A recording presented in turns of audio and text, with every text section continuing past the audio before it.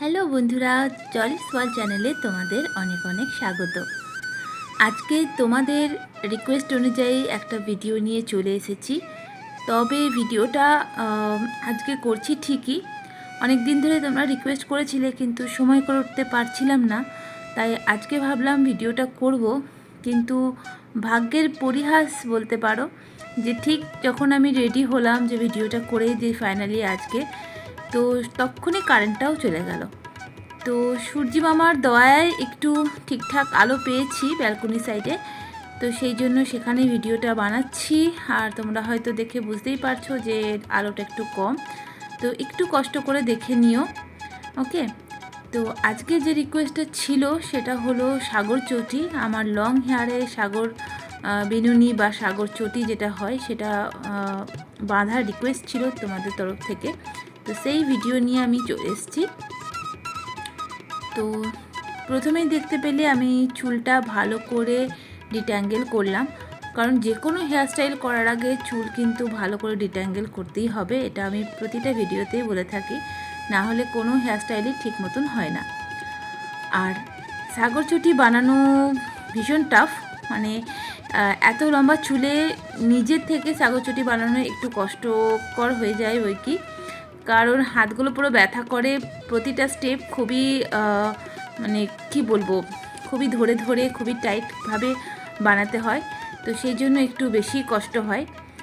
তো যাই হোক, সাগর চটি বানানোর জন্য দেখো ফার্স্টে আমি ডিট্যাঙ্গেল করেছি চুলটাকে। তারপরে সামনের দিকে তোমরা যেমন খুশি হেয়ারস্টাইল করে নিতে পারো, পার্টিশনও করতে পারো, আমার মতন এরকম আপার সাইডে একটু হালকা পাফ করে নিয়ে সেটাও করতে পারো, যেমন খুশি। তো আমি আপার সাইডে এরকম পাফ করে নেওয়ার পর একটা ছোট্ট ক্লাচার দিয়ে দিয়েছি আর দুটো ক্লিপ দিয়ে দিয়েছি সাইড থেকে, যাতে চুলটা টাইট হয়ে বসে থাকে।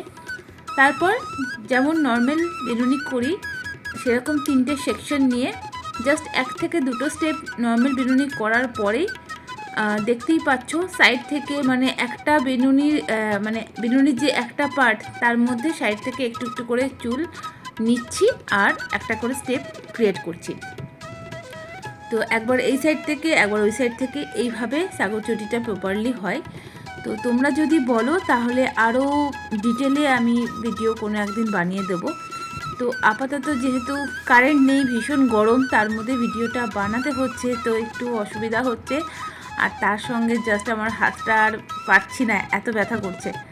কিন্তু তোমরা রিকোয়েস্ট করেছো আর সেই জন্য আমাকে রিকোয়েস্টটা ফুলফিল করতেই হবে। তো সেই জন্য দেখো আমার চুলে আমি সাগর চটি করে নিচ্ছি।